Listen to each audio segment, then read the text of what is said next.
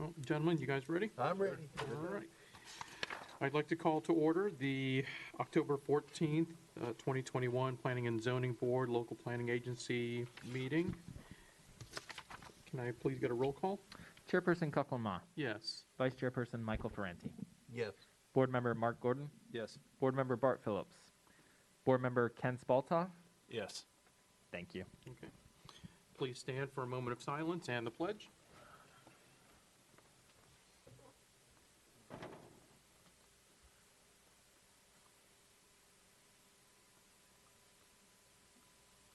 Please face the flag. I pledge allegiance to the flag of the United States of America and to the republic for which it stands, one nation, under God, indivisible, with liberty and justice for all. Any changes to the agenda this evening? No. Okay.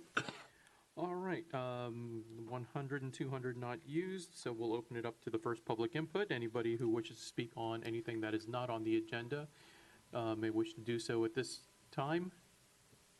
Seeing and hearing none, we will close the first public input and move on to the consent agenda. Item number 300, approval of the minutes from August 5th, 2021. Can I get a motion?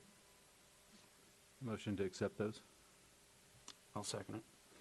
Motion and second. Roll. Board Member Gordon. Yes. Board Member Spalta. Yes. Vice Chairperson Ferranti. Yes. Chairperson Ma. Yes. Thank you. All right, public hearing agenda, item number 400. Community Development Department, Planning Division, requests the LPA to hold public hearing to consider evaluation, or the year-based amendment to the comp plan.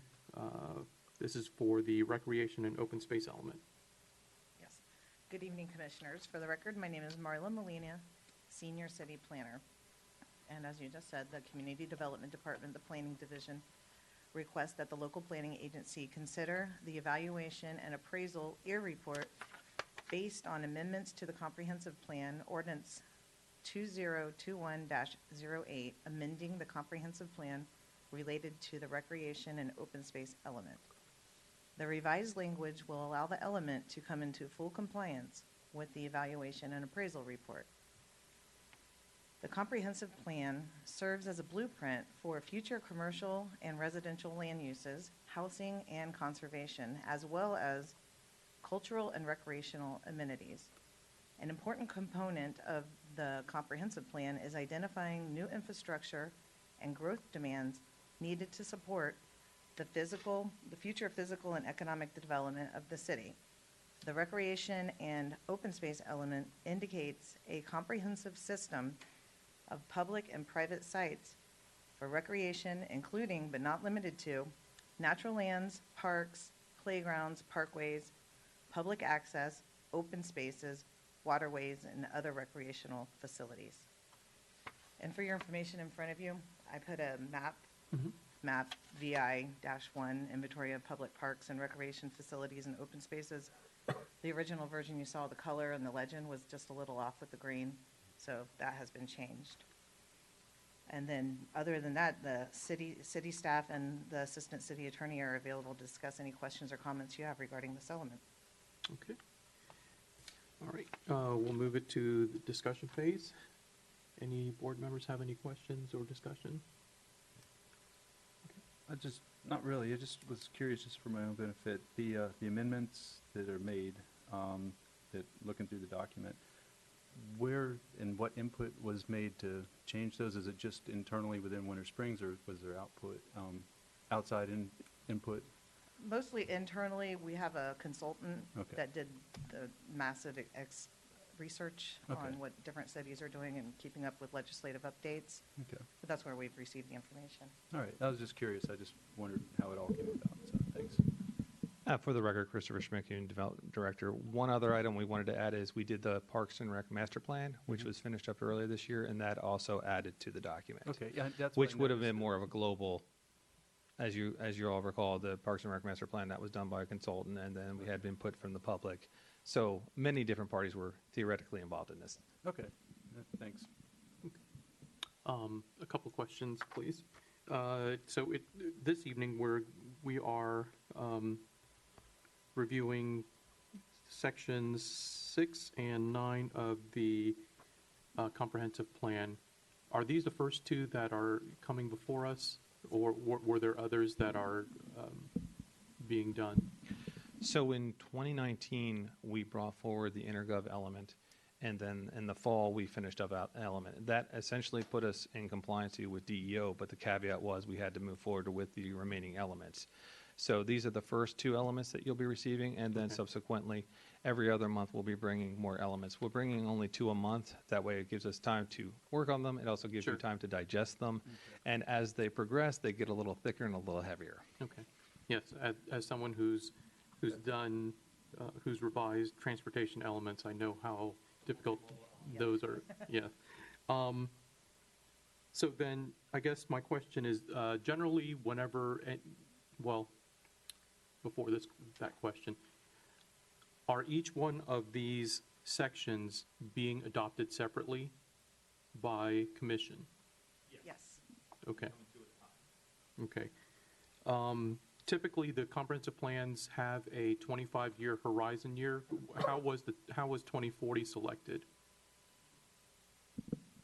So when we sat down with the consultant, the Region Planning Council, that was the year working with all the dates, all the calendar dates. 2040 was the one we were going to stick with. But also keep in mind, our next date will be 2023, so we'll be back again in early 2023, Okay. making more revisions. Understood. Okay. The red line version that I saw online that I reviewed as part of the packet for tonight's agenda, every other map had a thick red line through it. So I just wanted to point that out in case it was something that was going to be published that way. Yeah, so the difficulty is we have to show the strike-throughs. For example, when we get to the next element, there's actually some items that we're going to have to show you. Strike through.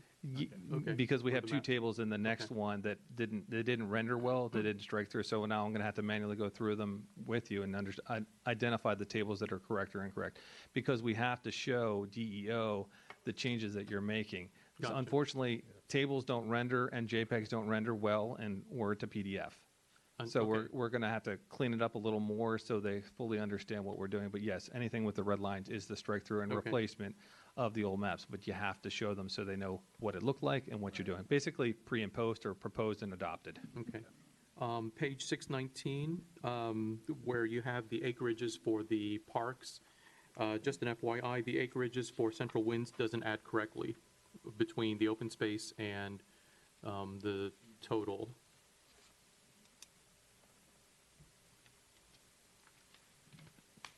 That's a good catch.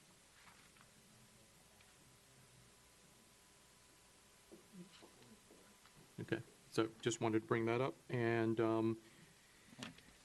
page 6-31, table 6-5, that one looks like it's struck through. The title is there, but then there's text, so, and then the revised table. So I guess just with respect to having the title in the correct location. But Okay. I understand all these are small editorial, but I just thought I'd bring it up. Thank you. Yes. Yes. Okay. That's all I have. Any other discussion or questions? Okay. We'll open it up to public input. Seeing and hearing none, we will close public input, and I will ask for a motion. I'll motion to pass, to accept. I'll second it. Motion and second. Roll, please. Board Member Gordon, Accept. Board Member Spaltoff, Yes. Vice Chairperson Ferranti, Yes. Chairperson Ma. Aye. Thank you. Okay, motion passes. Item number 401. This is for the capital improvements element. Again, for the record, my name is Marla Molina, Senior City Planner. The Community Development Department Planning Division requests that the local planning agency hold a public hearing to consider the evaluation and appraisal report, the EAR, based on amendments to the comprehensive plan, ordinance 2021-07, amending the comprehensive plan related to the capital improvements element. The revised language will allow this element to come into full compliance with the evaluation and appraisal report. As discussed earlier, the comprehensive plan serves as a blueprint for the future commercial residential land uses, housing and conservation, as well as recreational amenities. The capital improvements element is designed to consider the need for the location of public facilities in order to encourage the efficient use of such facilities. City staff and the Assistant City Attorney are available to discuss any questions or comments that you may have regarding this element. And if I could, I wanted to bring you a clean version so you had a clear idea of the tables. Okay. And we can go through the tables if you want All right, also. great, thank you. And We'll one- work with IT. Thanks. Oh, I can imagine. And once again, I'll open it up for discussion or questions. Thanks.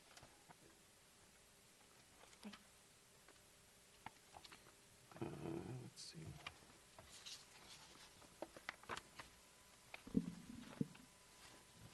And not to preempt any questions, this document is worked on with, obviously, the planning department, the public works department, the finance department, and then the city manager's office, along with legal.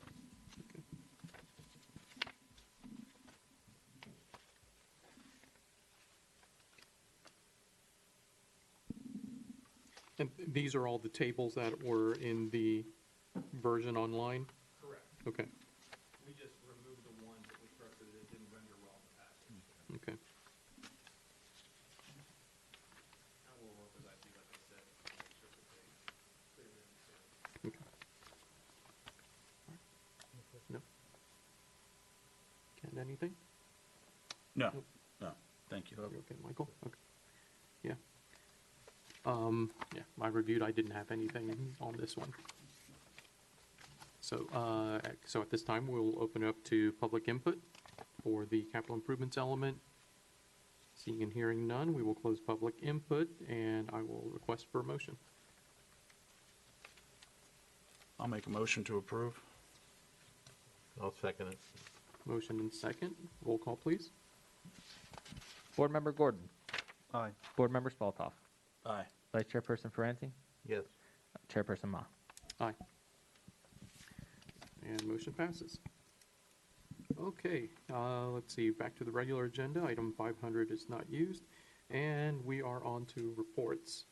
Let's see, let's start with Mr. Spaltoff, please. I don't have anything. Okay. Nothing for me. Except I did go on vacation last week, and I found that all the airlines seem to be working at pretty much full capacity. I don't know if anybody else has done any traveling, but no one's afraid to get on those airplanes anymore. They take the winter spring signs down when you come into Tuskawilla in the winter spring? You know, like on Citrus when you're driving in, the big sign that used to be there?